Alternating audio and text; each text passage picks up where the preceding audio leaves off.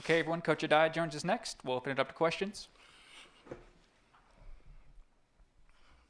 First one is from Greg Hunter.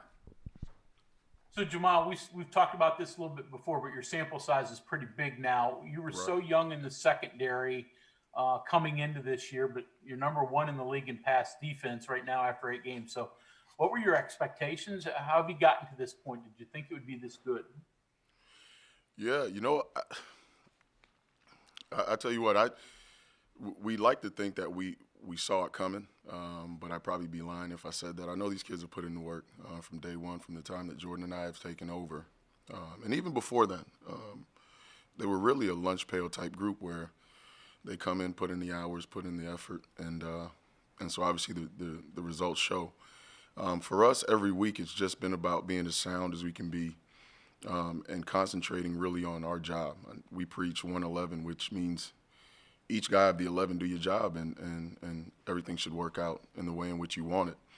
And the guys have done a hell of a job doing that this year up until now. And so there's no way to necessarily beat my chest and say that I'm responsible for that.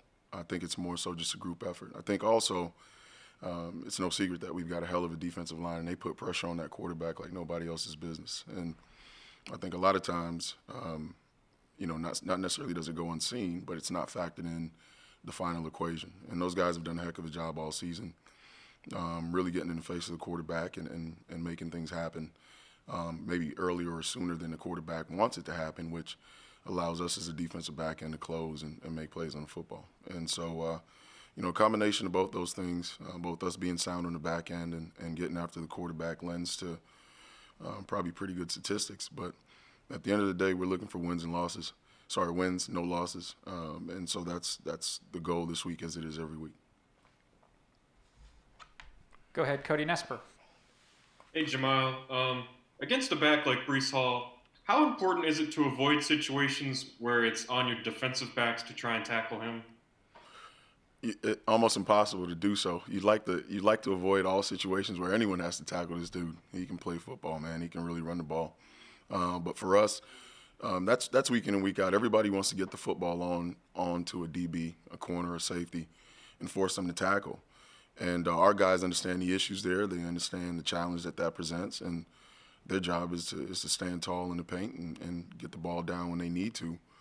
And again, this week no different than any other week. In that they're going to be asked to do so.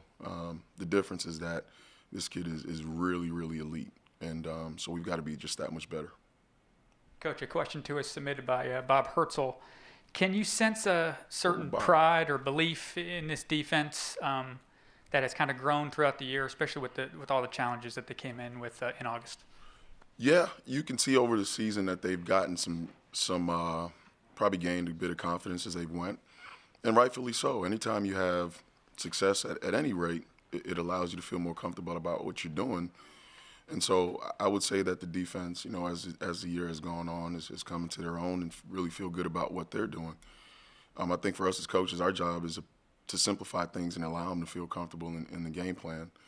And then once they put in the work physically, you match the game plan along with the physical preparation. Again, usually there's a pretty good product. And up until now, we've been able to do so. Go ahead, Greg. So Jahmile, back in your playing days, tight ends seem to be sort of on their way out. Obviously, everybody's starting to use them again, and it looks like Iowa State uses them about as much as anyone. So how much of a challenge is it? Why are tight ends all of a sudden back in vogue when they seemingly weren't a decade ago? Yeah.